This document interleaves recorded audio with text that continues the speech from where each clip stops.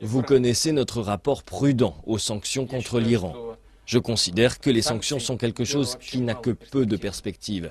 Dans la pratique, au niveau international, on sait très bien quel effet ont les sanctions. Et alors, vous connaissez un seul exemple où elles ont été efficaces?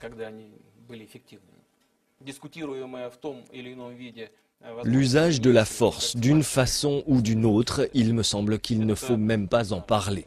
Selon moi, cela conduirait à une énorme tragédie sans le moindre résultat positif.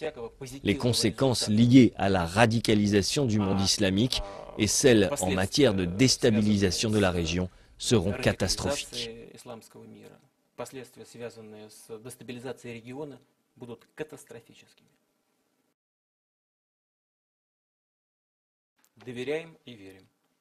Nous faisons confiance et avons foi en l'euro. Sinon, nous ne garderions pas en euros une telle quantité de nos réserves en devises et en or. Oui, il y a des problèmes, mais dans l'ensemble, les fondements de l'économie européenne sont assez forts. Il y a de véritables leaders en matière de stabilité. Ce sont les économies de l'Allemagne, de la France.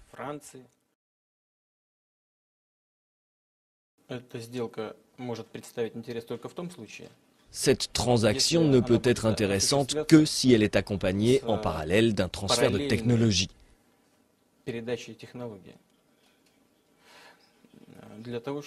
Pour que notre industrie navale, qu'elle soit militaire ou civile, bénéficie de nouvelles impulsions technologiques vers le développement.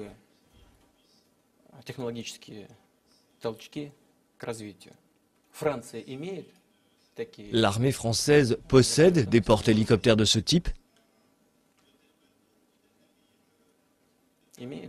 Elle en a? Qui la France s'apprête-t-elle à attaquer? Personne. Alors pourquoi les gens pensent-ils que la Russie va forcément attaquer quelqu'un avec ses moyens?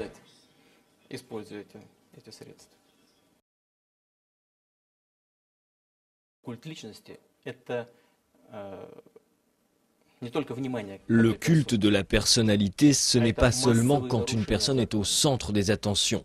C'est aussi une violation massive de la loi accompagnée de répression. Même dans un cauchemar, je ne peux m'imaginer que cela puisse se reproduire dans la Russie d'aujourd'hui.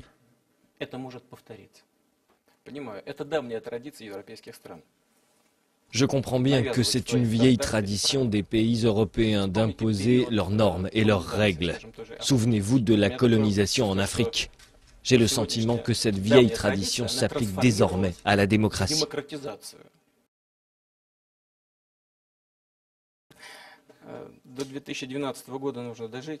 Il faut d'abord vivre jusqu'en 2012. Aujourd'hui, nous sommes en 2010. Le plus important est que j'ai la possibilité de servir mon peuple, mon pays.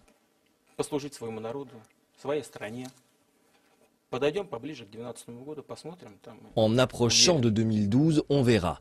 Naturellement, nous réfléchissons déjà à ce sujet avec le président Dmitri Medvedev, mais nous sommes convenus de ne pas nous agiter, de ne pas nous dissiper avant cette échéance autour de ce problème.